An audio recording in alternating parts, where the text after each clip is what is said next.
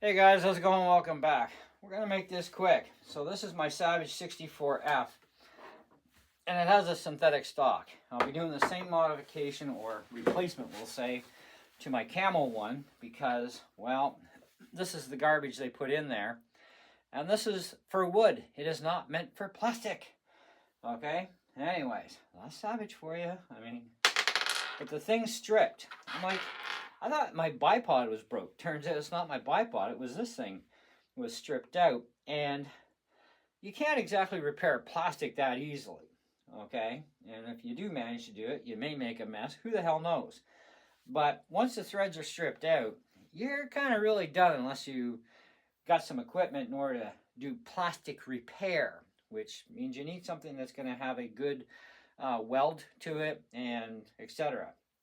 And yeah, crazy glue ain't going to work for you, and epoxy is not an answer to the solution either, because it's not going to hold up against plastic very well. However, these threaded sling mounts, they work actually awesome.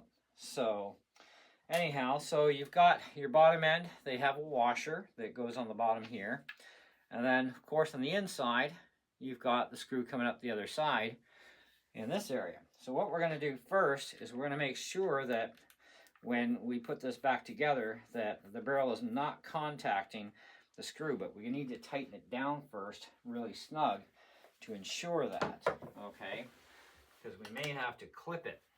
So I need something pointy. There we go. So I'm just going to take this like so, and I'm going to take a pair of pliers and grip the teeth on that sucker. And we're going to get in there and we're going to give that a rotation that far. And then we'll bring it around. Now that's pretty tight there. And then we'll just do this. And we want it to be even as possible, which it is. Now, not saying this can't work loose. However, that you can put crazy glue in the threads for, all right? But you definitely want a bunch of pressure there so it can't loosen too easily. I mean, you're carrying your rifle around, and if your sling mount lets go, that's going to hurt your rifle. Synthetic shit. Now, with a wood stock, you use a proper wood screw. And when these things strip, all you got to do is jam a couple of toothpicks in the hole and some white glue and screw it in there and let it dry. And voila, problem solved. However, not so simple on synthetics other than this is your only other solution. So now we want to make sure that the barrel is not going to contact that screw because this is supposed to be a free-floating system. So I'll take that and I need my screws. Now remember too, you only have 20 inch-pounds of torque on these screws, by the way, on their rimfire rifles from Savage for synthetic stocks. 15 inch-pounds on wood. So, I'm not quite sure what that screw that this screws into goes to, but it decided to seize itself on again.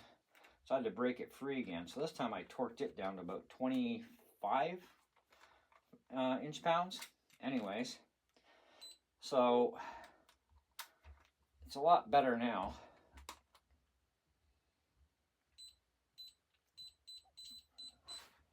Okay, 20.1.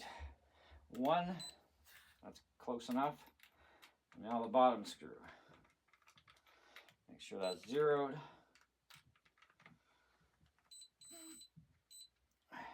20.3. Now this one, at least if you screw up, you can back it off because you're already set. So, well, 20.5 it is. All right, well, we'll deal with that. Let's do our paper check.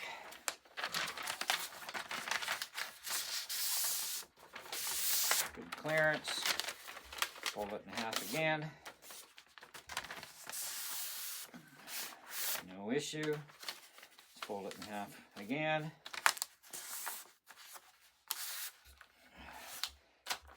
All good to go. All right, that's it. That's how you fix that.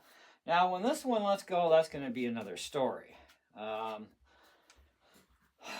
That you're going to have to take off the butt plate for and do it internally, but you should be able to do that, I would think. And since we're here already, let's actually find that out to give you that answer on that. Holy shit, that's tight.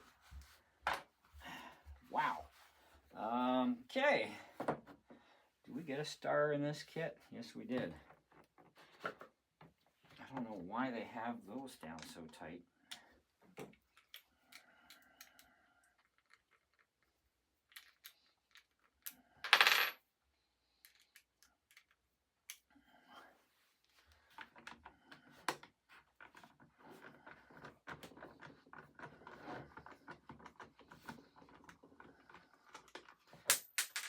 I'll pick that up.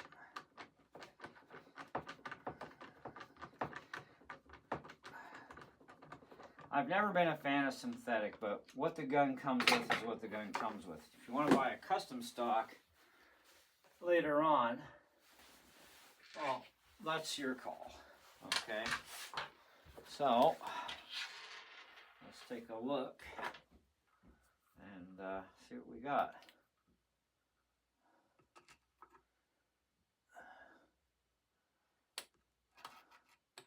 Well, I can't really show you this on camera. However,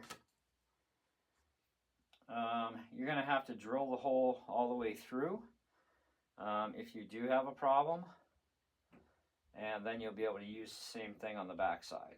It won't be an issue. So, because it doesn't go drilled all the way through on the back. So, there's your answer to that one. All right. So now we got to put this back together.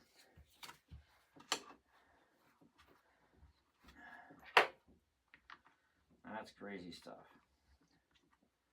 All right, there's one. There's the other.